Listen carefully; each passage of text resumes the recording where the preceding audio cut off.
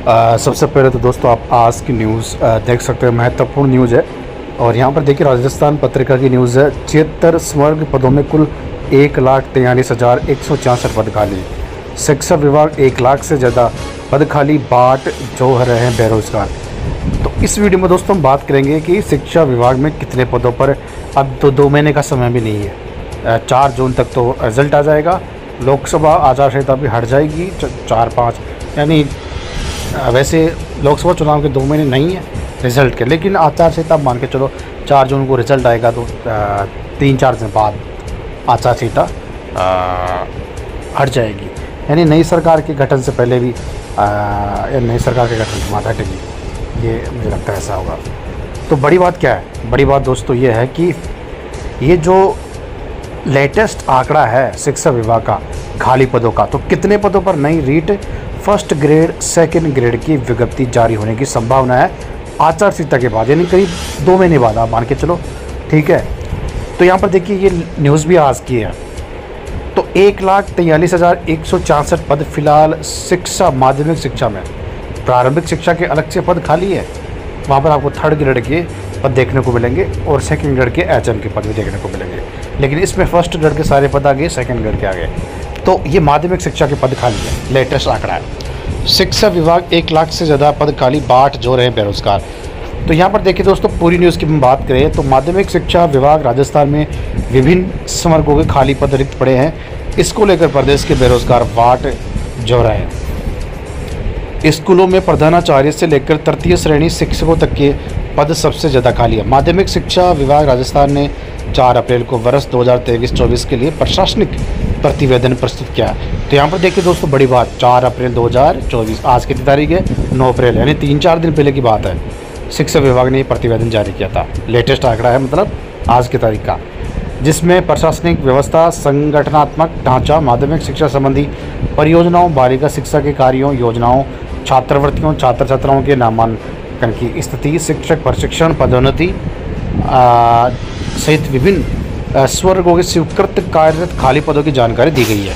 माध्यमिक शिक्षा विभाग के शैक्षणिक अशैक्षणिक स्तर के 76 तरह के स्वर्ग पदों में कुल 3,58,509 पद स्वीकृत है। इनमें से 1,43,166 पद फिलहाल खाली पड़े हैं।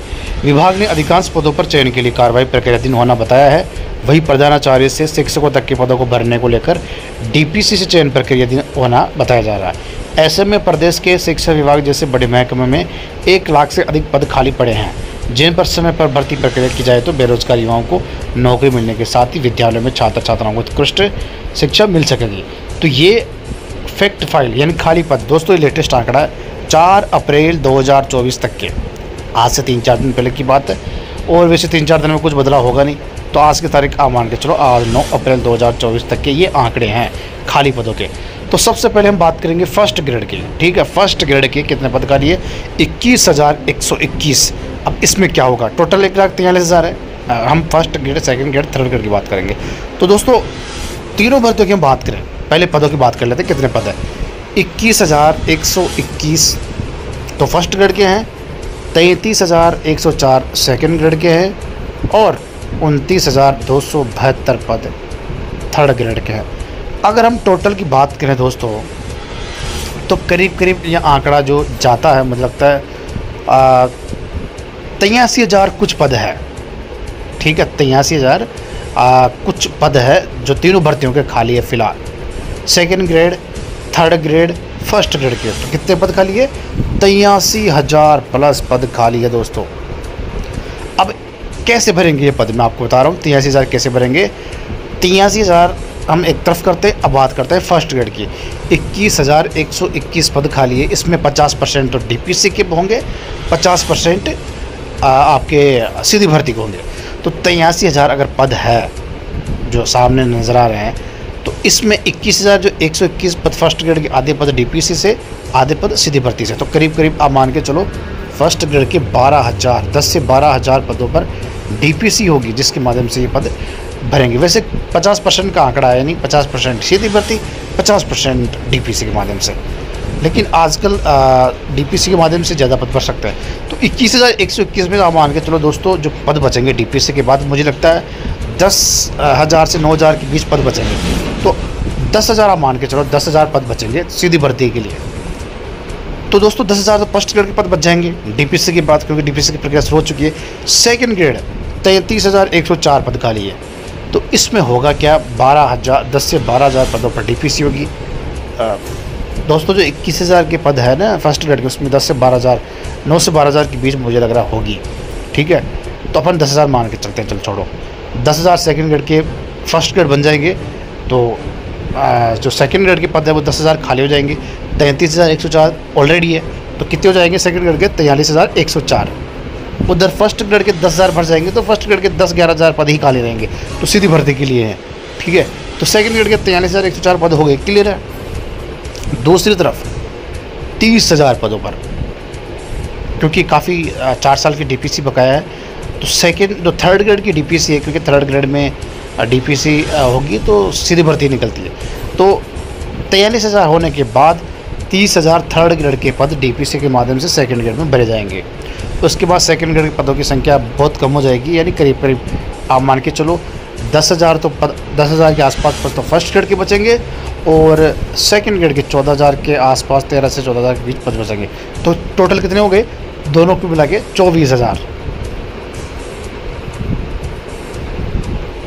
पद तो ये बच जाएंगे दोनों के सीधी भर्ती के लिए। अब कितने पदों पर भर्ती आएगी, 5800 पदों पर शिक्षा विभाग ने प्रपोजल भेज रखा है फर्स्ट ग्रेड भर्ती के लिए, नहीं फर्स्ट ग्रेड के लिए।